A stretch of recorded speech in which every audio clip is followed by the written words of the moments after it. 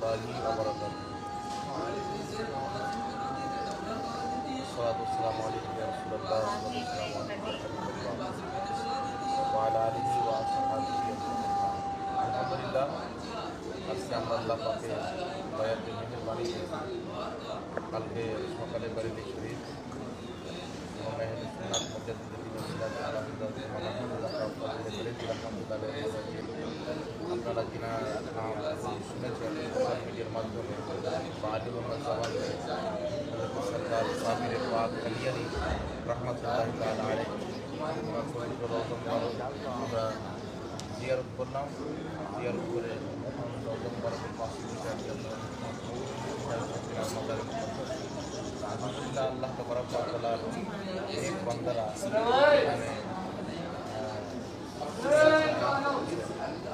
এই জায়গা থেকে ফায়েজ এবং বরকত পাচ্ছে, যার কারণে বড় বড় মুহাদ্দিস এবং সাহাবায়ে কেরাম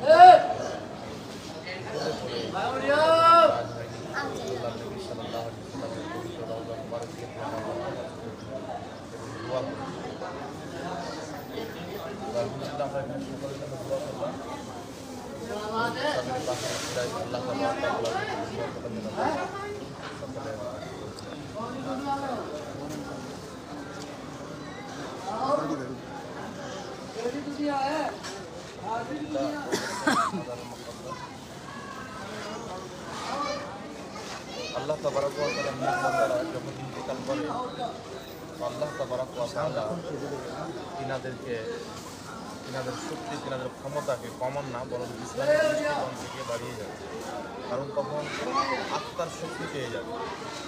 আর দেহের শক্তির চাইতে আত্মার শক্তি অনেক পাওয়ার এবং অনেক ক্ষমতা দেবে। নবী করিম সাল্লাল্লাহু আলাইহি ওয়াসাল্লামের হাদিস বুখারী এবং মুসলিমের মধ্যে রাসূল পাক বলছেন, ইন্নাল মাইয়িতা ইযা উদিআ ফি কবরিহি ইন্নাহু লা ইয়াসমাউ খাফকা নিআলিহি ইযা ফরাক। নিশ্চয়ই মৃত্যু ব্যক্তিকে দাফন করে যখন মানুষ চলতে আরম্ভ করে তার কদমের আওয়াজ মৃত্যু ব্যক্তি শ্রবণ করে।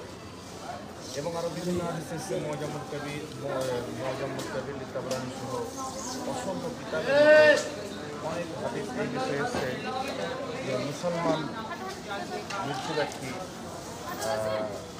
জীবিত ব্যক্তি মুসলমানের কদমের আওয়াজ তার সালামের আওয়াজ শুনতে পায়। এবং রাসূল পাকের সহিহ হাদিসে এসেছে যখন কোনো ব্যক্তি মুসলমান সালাম দেয় তারা তার সালামের উত্তর দিয়ে থাকে।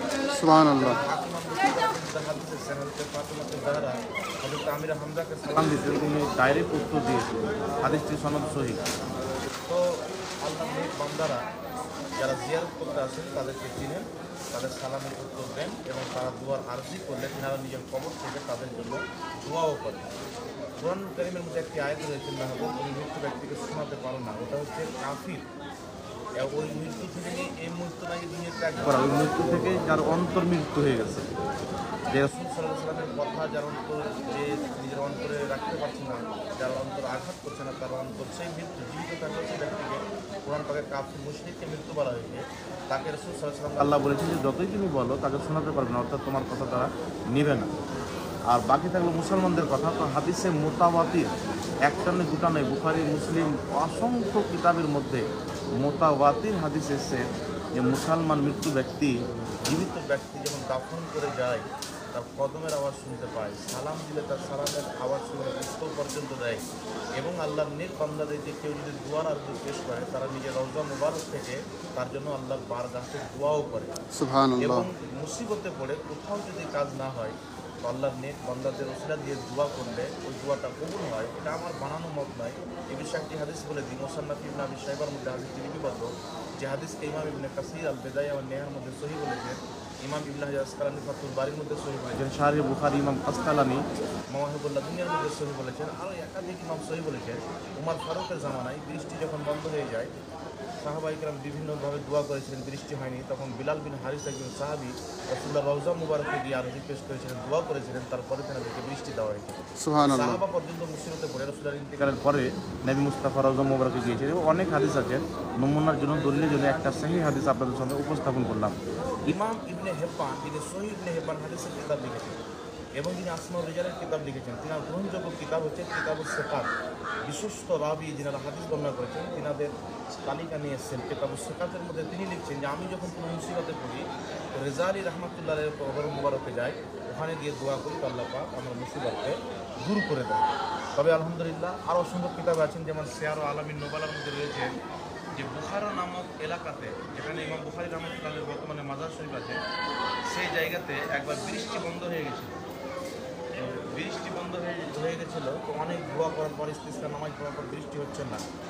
তখন ইবনে সিনা নামক একজন মুহাদ্দিস ওই ইসলামিক বাদশার কাছে গিয়ে বলেছিলেন যে আমরা ইমাম বুখারীর মাজারে গিয়ে দোয়া করলে হয়তো আল্লাহ বৃষ্টি দেবেন।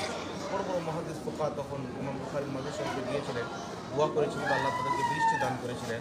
আর এটা লিখছেন ইমাম যাহাবি, যিনি অসংখ্য কিতাব লিখেছেন, তারিখে ইসলাম লিখেছেন, যিনি আপনার আসমাউর রিজালের কিতাব লিখেছেন, যিনি সিয়ার আলামিন নোবালা লিখেছেন, রাবিদের পরিচয়, রাবি হাদিস বর্ণনাকারীকে মিথ্যুককে সহি, জারহ তাদিলের কিতাব এগুলো লিখেছেন। তারপরে আপনার আরও অসংখ্য কিতাবের মধ্যে রয়েছেন বিভিন্ন মুহাদ্দিস নিজের কিতাবের মধ্যে এইগুলি জিনিস বর্ণনা করেছেন।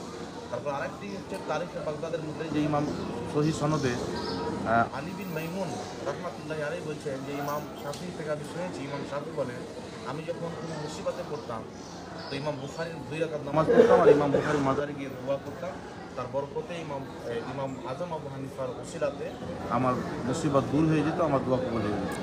এরকম হাজারো অসংখ্য দলিল রয়েছে যেগুলো অসংখ্য মুহাদ্দিস নিজের কিতাবের মধ্যে লিখে রেখেছেন। যদি যারা এগুলোকে শিরিক বলে, ইমাম ইবনে হিব্বানকে সে মুশরিক বলতে পারবে, ইমাম যাহাবিকে মুশরিক বলতে পারবেন, তারপরে হযরত উমর ফারুক রাদিয়াল্লাহু তাআলা আনহুকে মুশরিক বলতে পারবেন। তিনার জামানাতে বিলাল বিন হারিস সাহাবী রাসূল নবীর রওজাতে গিয়েছিলেন, কোথাও যখন কাজ হয়নি তো নবীর রওজা গিয়ে দোয়া করেছিলেন আল্লাহ বৃষ্টি দান করেছিলেন। আর একটু কয়েকটা দলিল আলহামদুলিল্লাহ হাজারো দলিল আছে যে আল্লাহর নেক বান্দাদের রওজা মুবারক জিয়ারত করা অনেক পুণ্যের কাজ, এই দুনিয়া ওই দুনিয়ার কল্যাণের কাজ, এবং এখানে দোয়া আলহামদুলিল্লাহ কবুল হয়।